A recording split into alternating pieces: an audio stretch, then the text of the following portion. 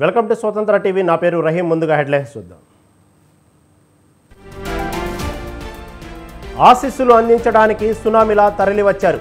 మరింత మెరుగైన పాలన అందిస్తామన్న జగన్.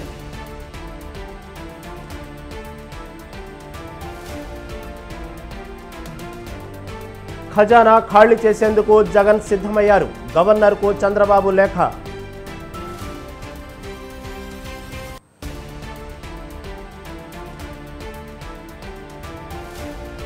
ఏపీలో కొనసాగుతున్న ఉద్రిక్తతలు, టీడీపీ వైసీపీ శ్రేణుల మధ్య ఘర్షణలు.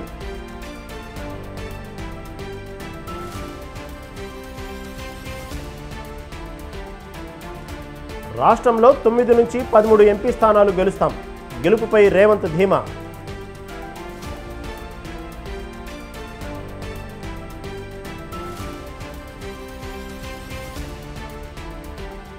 ఢిల్లీలో కుస్తీలు, గల్లీలో దోస్తీలు. కాంగ్రెస్ బీజేపీ రాజకీయం కనిపిస్తుందన్న కేటీఆర్.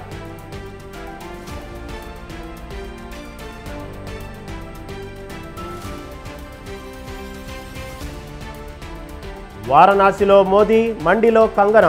లోక్సభ స్థానాలకు నామినేషన్ వేసిన ఇరువురు.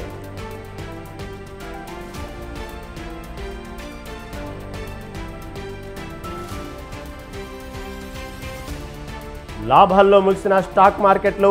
సెన్సెక్స్ 328, నిఫ్టీ 113 పాయింట్ల లాభం.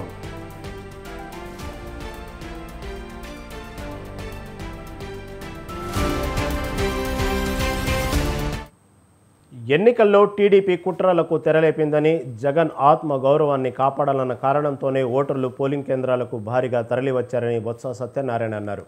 ఓటమి అర్థం కావడంతో టీడీపీ శ్రేణులు అసహనంతో దాడులకు పాల్పడుతున్నాయని, వైసీపీ కార్యకర్తలు సంయమనంతో వ్యవహరించాలని బొత్స పిలుపునిచ్చారు. ల్యాండ్ టైటిలింగ్ యాక్టుపై టీడీపీ చేసిన దుష్ప్రచారాన్ని ప్రజలెవరూ నమ్మలేదని, కూటమి ఇచ్చిన హామీలు కూడా ప్రజల్లో నమ్మకాన్ని కలిగించలేకపోయాయని బొత్స వ్యాఖ్యానించారు.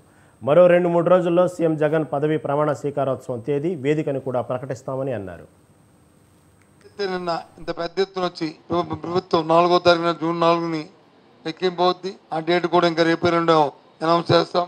ఇక్కడికే జగన్మోహన్ రెడ్డి వస్తారు, ఇక్కడే ప్రమాణ స్వీకారం చేస్తారు. విశాఖపట్నంలోనే కన్నుల పండుగ. ఏదైతే ఆకాంక్షలు ఉన్నాయో ఆకాంక్షలన్నీ నెరవేర్చడమే కాకుండా ఎన్నో మాయ మాటలకి లొంగకుండా, ప్రలోభాలను లొంగకుండా ఉన్న మా పార్టీ కార్యకర్తలు, మా నాయకులు, అలాగే ఓటర్ సోదరులు సోదరిమణులు అందరికీ కూడా వ్యక్తిగతంగా పార్టీ పరంగా నేను కృతజ్ఞతలు తెలియజేస్తాను. పోలింగ్ సందర్భంగా వైసీపీ కార్యకర్తలు టీడీపీ కార్యకర్తలపై దాడి చేశారని వర్ల రామయ్య ఆరోపించారు. పోలీసుల వైఫల్యం కారణంగా రాష్ట్ర వ్యాప్తంగా అల్లర్లు జరిగాయని అన్నారు. 31 చోట్ల రీపోలింగ్ నిర్వహించాలంటూ టీడీపీ నేతలు ఎన్నికల సంఘాన్ని కోరారు. దాడి చేశారు. కొన్ని చోట్ల మా ఏజెన్సీని కిడ్నాప్ చేసి తీసుకెళ్లారు. కొన్ని చోట్ల రక్తం కారేంత వరకు కొట్టారు. కొన్ని చోట్ల సాక్షాత్ ఒక జోకర్ ఎమ్మెల్యే, ఆ ఓటర్ ఎవరైనా నువ్వు ఎందుకు వెళ్తున్నావు అంటే అతన్ని ఎడాపెడా కొట్టేశాడు ఎమ్మెల్యే. అయితే ఏమైంది, అతనికి తగ్గ శాస్త్ర జరిగింది.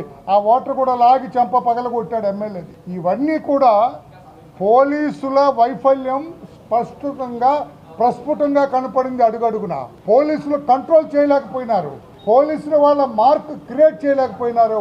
ఆ విషయం కూడా చెప్పాం. ఆ నేపథ్యంలో 31 పోలింగ్ బూతుల్లో మీరు రీపోలింగ్ కండక్ట్ చేయాలి. 31 చోట్లలో పోలింగ్కి ఆటంకం జరిగింది. ప్రపంచంలోనే నెంబర్ 1 నియోజకవర్గంగా పిఠాపురాన్ని తీర్చిదిద్దుతామన్నారు జనసేన నాయకులు నాగబాబు. పిఠాపురంలో పవన్ అధిక మెజార్టీతో గెలుస్తారని ఆశాభావం వ్యక్తం చేశారు. ఇచ్చిన హామీ ప్రకారం నియోజకవర్గాన్ని అభివృద్ధి చేస్తామని తెలిపారు. ఎర్ర కండువాను కూడా వైసీపీ నేతలు రాజకీయం చేశారని విమర్శించారు. పవన్ కళ్యాణ్ ఎర్ర కండువాను వేసుకుంటున్నారని, కాబట్టి దానికి అంత పాపులారిటీ వచ్చిందన్నారు. సామాన్య మానవుడు చెమట తుడుచుకునేందుకు ఉపయోగించే ఒక సాధారణ టవల్ను కూడా తీసేయమన్నారన్నారు నాగబాబు. మొట్టమొదటి ఆకాంక్ష ఎక్కడి నుంచి వచ్చిందంటే ప్రజల నుంచే వచ్చింది. ఆ ప్రజల నుంచి వచ్చిన ఆకాంక్ష కదా ఏ రాజకీయ పార్టీ అయినా అమలు చేయాల్సి ఉంది. సో ఆ ఆకాంక్షలు బాగా ముందు తెలుసుకున్న వ్యక్తి, ఎంటైర్ స్టేట్లో ఉన్న అన్ని పార్టీల కంటే ముందు తెలుసుకున్న వ్యక్తి మా ప్రెసిడెంట్ పవన్ కళ్యాణ్ గారు. అందుకనే ఇప్పటం సభలో వైసీపీ వ్యతిరేక ఓటు చీలనివ్వను అన్న తీసుకున్న ఒక ప్రతిజ్ఞ, లేకపోతే ఒక మాట ఈరోజు దాకా తీసుకొచ్చాం.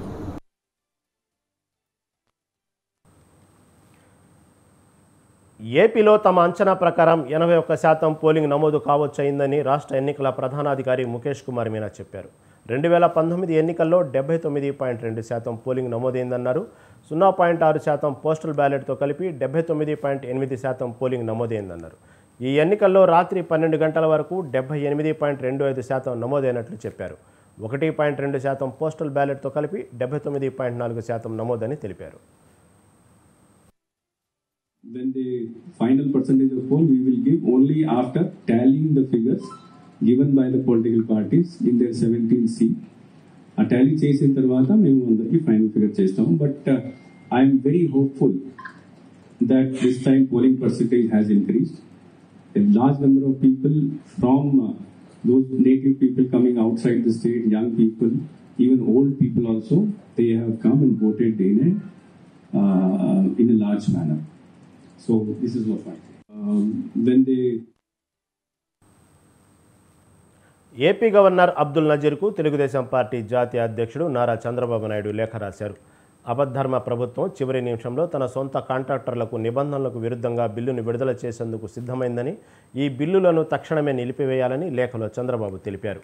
లబ్ధిదారులకు చెందాల్సిన నిధులను జగన్ సొంత కాంట్రాక్టర్లకు చెల్లిస్తున్నారని లేఖలో చంద్రబాబు పేర్కొన్నారు.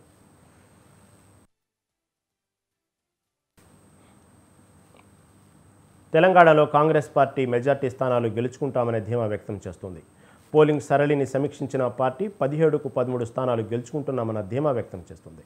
అసెంబ్లీ ఎన్నికలతో పోలిస్తే 4 నుంచి 5% ఓట్లు పెరుగుతాయని కాంగ్రెస్ నమ్ముతోంది.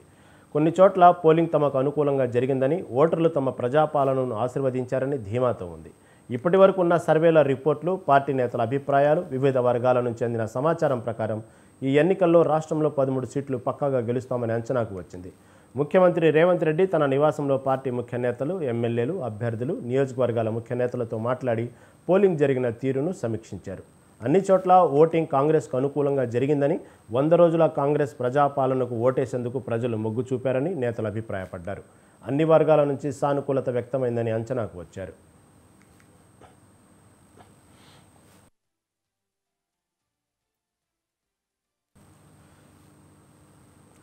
దేశంలో 2 కూటమిల్లో ఏ కూటమికి స్పష్టమైన మెజార్టీ వచ్చే పరిస్థితి లేదని మాజీ మంత్రి కేటీఆర్ తెలిపారు.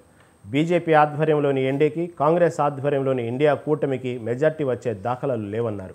ప్రాంతీయ పార్టీలే తమ హవా కొనసాగించబోతున్నాయని ఆయన స్పష్టం చేశారు. ఇండియా, ఎన్డీఏ కూటమిలో లేని బీఆర్ఎస్, వైసీపీలే నిర్ణయాత్మక పాత్ర పోషిస్తాయన్నారు కేటీఆర్.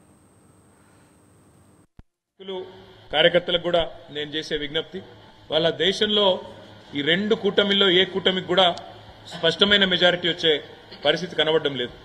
ఇటు బీజేపీ ఆధ్వర్యంలో ఉన్న ఎన్డీఏకి కానీ, కాంగ్రెస్ ఆధ్వర్యంలో ఉన్న ఇండియా కూటమికి కానీ స్పష్టమైన మెజారిటీ అయితే వచ్చే పరిస్థితి లేదు. ప్రాంతీయ పార్టీలే తమ హవా కొనసాగించబోతా ఉన్నాయి. తప్పకుండా ఏ పార్టీలైతే ఇండియాలో కానీ ఎన్డీఏలో కానీ లేవో ఆ పార్టీలకు వచ్చే సీట్లు, అందులో చాలా ప్రముఖమైన పార్టీలు ఉన్నాయి. బీఆర్ఎస్ ఉన్నది, వైఎస్ఆర్సీపీ ఉన్నది, బిజు జనతాదళ్ ఉన్నది. వీళ్ళే రేపు ప్రాంతీయ శక్తులే నిర్ణయాత్మకమైన పాత్ర పోషిస్తాయనే విశ్వాసం మాకున్నది. నేను మా నాయకులు, కార్యకర్తలు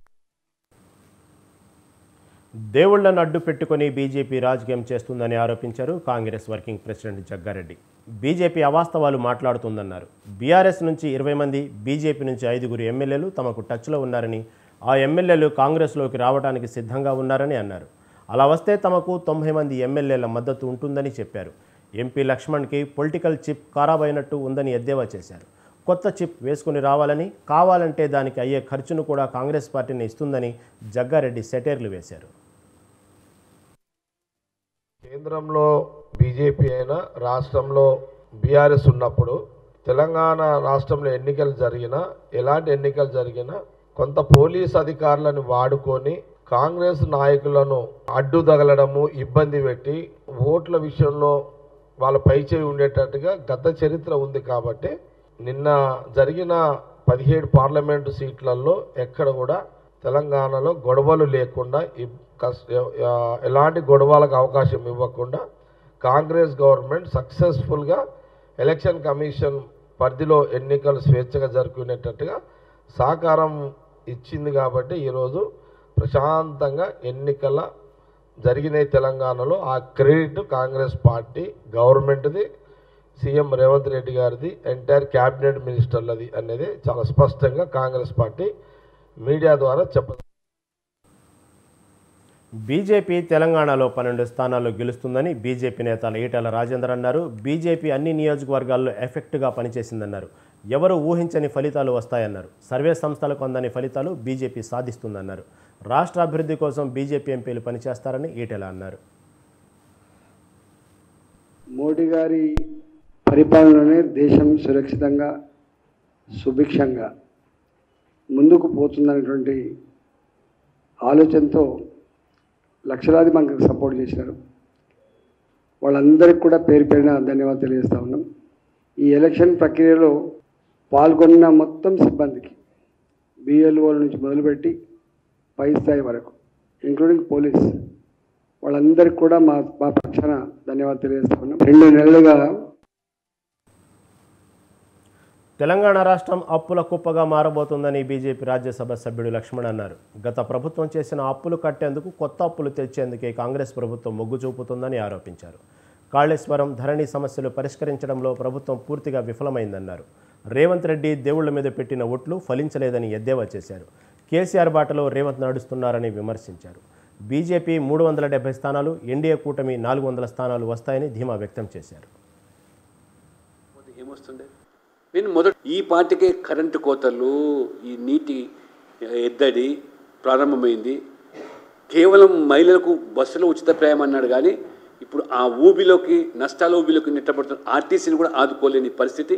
అదనపు బస్సులు కానీ 350 కోట్ల భారం కానీ ఈ ప్రభుత్వం మోయకుండా ఏ రకంగా వీరు పరిపాలన కొనసాగు, జీతాలు ఇవ్వలేని పరిస్థితి ఉంటే మరి సంకీర్ణం కాకపోతే ఏమొస్తుంది? నేను మొదటి నుంచి కూడా స్పష్టం చెప్తున్నాను, భారతీయ జనతా పార్టీ మెజార్టీ సీట్లు సాధించినప్పటికీ కూడా ఈ రేవంత్ రెడ్డి గారు అతి ఉత్సాహంతో ఏదైతే ప్రజలకు ఈ గ్యారంటీల పేరు మీద, ఉచితాల పేరు మీద భ్రమలు కల్పించారో, భ్రమలు కల్పించినప్పుడు అమలు చేయకపోతే ప్రజల్లో తిరుగుబాటే కాదు, వాళ్ళ పార్టీలో కూడా ఖచ్చితంగా వారు తిరగబడే పరిస్థితి వస్తుంది. కానీ భారతీయ జనతా పార్టీ భవిష్యత్తు బీజేపీది తెలంగాణలో ఎందుకు అంటున్నానంటే, ఎప్పుడు ఎన్నికలు వచ్చినా ప్రజలు ఇప్పుడు బీజేపీ వైపు చూస్తున్నారు. ఎందుకంటే దేశం మొత్తం మీద కూడా కాంగ్రెస్ తుడిచిపెట్టకపోతుంది. తెలంగాణలో 12 స్థానాల్లో బీజేపీ విజయం సాధించబోతుందన్నారు ఆ పార్టీ పార్లమెంట్ అభ్యర్థి డీకే అరుణ. లోక్సభ ఎన్నికల్లో తనను గెలిపించాలని ప్రజలు ముందే నిర్ణయానికి వచ్చారని తెలిపారు. సీఎం రేవంత్ రెడ్డి 8 సార్లు జిల్లాకు వచ్చి ప్రచారం చేసినా, పలు చోట్ల కాంగ్రెస్ నేతలు యువతను భయపెట్టినా వారంతా బీజేపీ వైపే నిలిచారన్నారు. రాష్ట్రంలో కేంద్ర ప్రభుత్వ సహకారంతో జరుగుతున్న అభివృద్ధి కార్యక్రమాలను ప్రజల్లోకి తీసుకెళ్లామని చెప్పారు. మహబూబ్ నగర్లో 2 నుంచి 3 లక్షల మెజార్టీతో విజయం సాధిస్తున్నామని ధీమా వ్యక్తం చేశారు. తెలంగాణలో మనకు నిన్న 13వ తేదీ నాడు పోలింగ్ జరిగింది. నిన్న సాయంత్రం 6:30 లోపల మ్యాక్సిమం అన్ని చోట్ల కూడా పోలింగ్ పూర్తయింది. మరి పోలింగ్ శాతం కూడా పోయినసారి కంటే పోల్చుకుంటే దాదాపు 10% పోలింగ్ శాతం రాష్ట్ర వ్యాప్తంగా కూడా పోలింగ్ శాతం పెరగడం, అదేవిధంగా మన జిల్లాలో కూడా 10% పైన పోలింగ్ శాతం పెరగడం, ప్రజలందరూ కూడా ఈ ఎన్నికలు, పార్లమెంట్ ఎన్నికలు దేశంలో ప్రధానమంత్రి ఎవరు ఉండాలని నిర్ణయించడం కోసమైనటువంటి అవగాహన ప్రజల లోపల పూర్తిగా ఈ ఎన్నికల్లో గ్రామానికి ప్రతి ఒక్క ప్రజలకు ఈ ఎన్నికలు, ఎందుకంటే మామూలుగా జనరల్గా మనం చూస్తే పార్లమెంట్ ఎన్నికలు సీఎం జగన్ విదేశాలకు వెళ్లేందుకు సిబిఐ కోర్టు అనుమతి ఇచ్చింది. ఈ నెల 16 నుంచి జూన్ 1 వరకు యూరోప్ పర్యటనకు సీఎం అనుమతి కోరారు. లండన్, ఫ్రాన్స్, స్విట్జర్లాండ్లో పర్యటించేందుకు వీలుగా అనుమతి ఇవ్వాలని పిటిషన్ దాఖలు చేశారు. ఆయన విదేశీ పర్యటనకు అనుమతి ఇవ్వొద్దని సిబిఐ కోరింది. ఇరువైపులా వాదనలు విన్న కోర్టు జగన్ విదేశీ పర్యటనకు అనుమతిస్తూ ఆదేశాలు జారీ చేసింది. ఫోన్ నెంబర్, మెయిల్ ఐడి వివరాలు కోర్టుకు సిబిఐకి సమర్పించాలని జగన్ను ఆదేశించింది. టీడీపీ నేత జేసీ ప్రభాకర్ రెడ్డిపై ఈడీ ఛార్జిషీట్ దాఖలు చేసింది. BS4 వాహనాల కొనుగోళ్లలో అక్రమాలపై కేసు నమోదు చేసిన ఈడీ జేసీతో పాటు 17 మందిపై ఛార్జిషీట్ దాఖలు చేసింది. తప్పుడు ఆధారాలతో 104 బస్సులను కొనుగోలు చేసినట్టు ప్రభాకర్ రెడ్డిపై ఆరోపణలు వెల్లువెత్తాయి. దర్యాప్తు చేపట్టిన ఈడీ ఇతర రాష్ట్రాల్లో బస్సులు కొనుగోలు చేసి దాదాపు 38.36 కోట్ల రూపాయల అక్రమాలకు పాల్పడ్డారని ఛార్జిషీట్లో పేర్కొంది.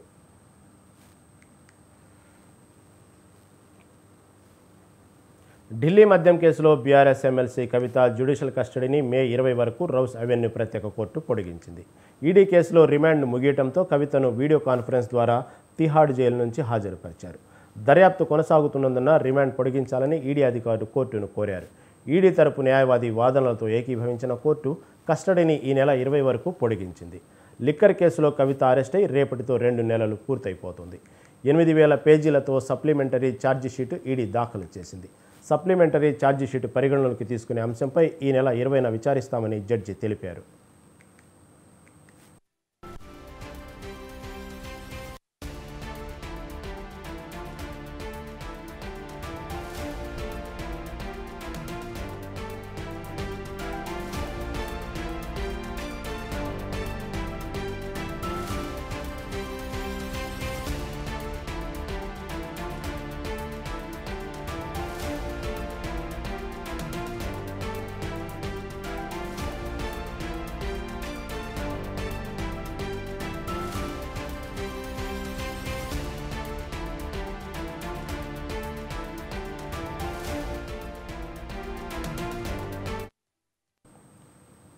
మద్యం పాలసీ కేసులో అరెస్ట్ అయి జైల్లో ఉన్న ఆమ్ ఆద్మీ పార్టీ నేత మనీష్ సిసోడియా బెయిల్ పిటిషన్పై తీర్పును హైకోర్టు రిజర్వ్ చేసింది. సిబిఐ ఈడీ కేసులో తీర్పును ఢిల్లీ హైకోర్టు రిజర్వ్ చేసింది.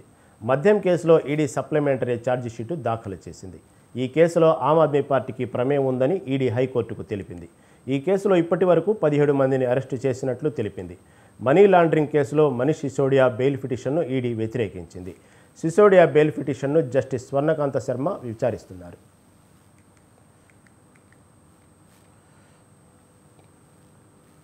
లోక్సభ ఎన్నికల్లో మే 13న 4వ దశలో 96 నియోజకవర్గాల్లో దేశం మొత్తం మీద 62.84% ఓట్లు పోలేనట్లు భారత ఎన్నికల కమిషన్ ప్రకటించింది. మే 13న రాత్రి 8 గంటల వరకు నమోదైన వివరాలుగా కమిషన్ పేర్కొంది.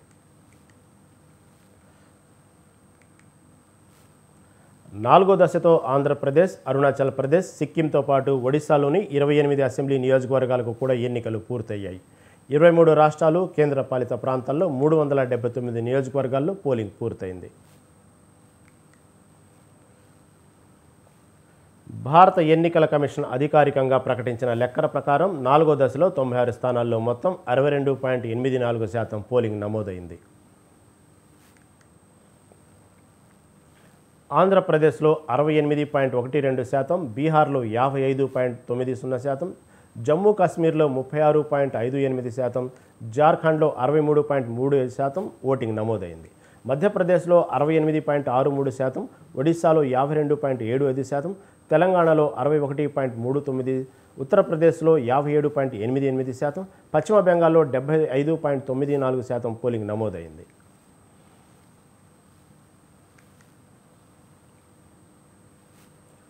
సార్వత్రిక ఎన్నికల పోరులో భాగంగా ప్రధాని మోదీ తన సిట్టింగ్ నియోజకవర్గం వారణాసి నుంచి నామినేషన్ వేశారు. వారణాసిలోని కలెక్టర్ కార్యాలయంలో ప్రధాని మోదీ తన నామినేషన్ పత్రాలను సమర్పించారు.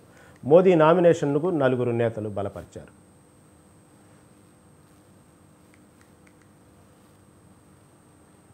నామినేషన్ కార్యక్రమంలో పలువురు ఎన్డీఏ నేతలు పాల్గొన్నారు. బీజేపీ జాతీయ అధ్యక్షుడు జేపీ నడ్డా, కేంద్ర మంత్రులు అమిత్ షా, రాజ్నాథ్ సింగ్, ఉత్తరప్రదేశ్ ముఖ్యమంత్రి యోగి ఆదిత్యనాథ్, టీడీపీ అధినేత చంద్రబాబు నాయుడు, జనసేన అధినేత పవన్ కళ్యాణ్ తదితరులు మోదీ వెంట రిటర్నింగ్ అధికారి కార్యాలయానికి వచ్చారు. మోదీ నామినేషన్ కార్యక్రమానికి 18 మంది కేంద్ర మంత్రులు హాజరయ్యారు. యూపీ సీఎం యోగి ఆదిత్యనాథ్ సహా 12 రాష్ట్రాల సీఎంలు హాజరయ్యారు. వారణాసి నుంచి ప్రధాని వరుసగా 3వసారి పోటీ చేస్తున్నారు.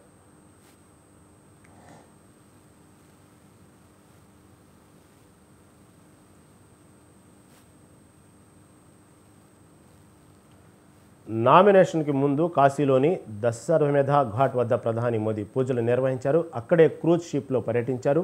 కాలభైరవ ఆలయంలో పూజల్లో పాల్గొన్నారు.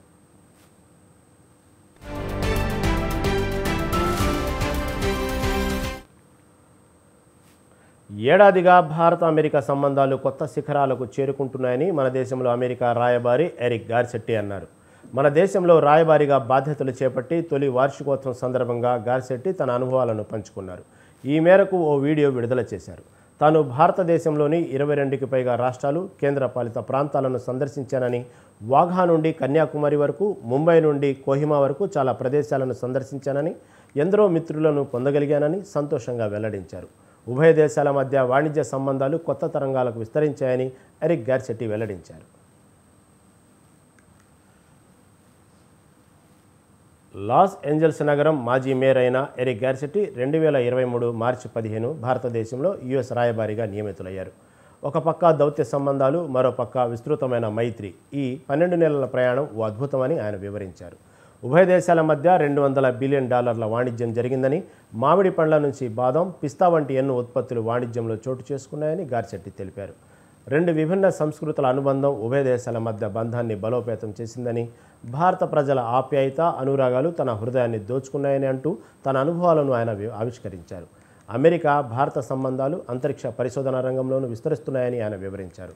గత సంవత్సరం నాసా, ఇస్రో తయారు చేసిన తొలి ఉపగ్రహం నిస్సార్ ఈ ఏడాది చివరిలో అంతరిక్షంలోకి దూసుకెళ్లగలదని అమెరికా రాయబారి వివరించారు.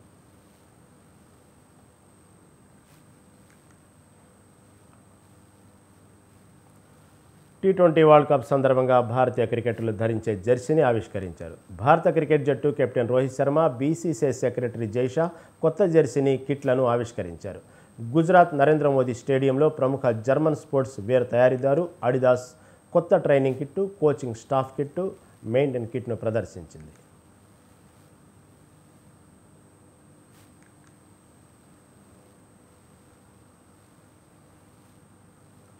బ్లూ కలర్ జెర్సీ, లేత నారింజ రంగు స్లీవ్స్ ఉన్న జెర్సీని అందరినీ ఆకట్టుకునేలా ఉంది.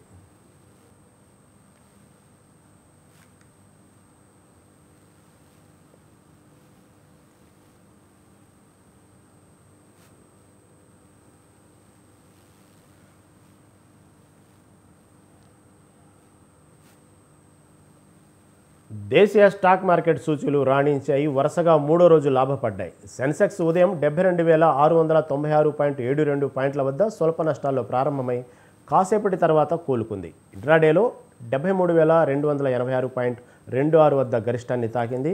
చివరికి 328.48 పాయింట్ల లాభంతో 73,104.61 వద్ద ముగిసింది. నిఫ్టీ 113 పాయింట్ల లాభంతో 22,217.85 వద్ద స్థిరపడింది. డాలర్తో రూపాయి మార్కం విలువ 83.51గా ఉంది.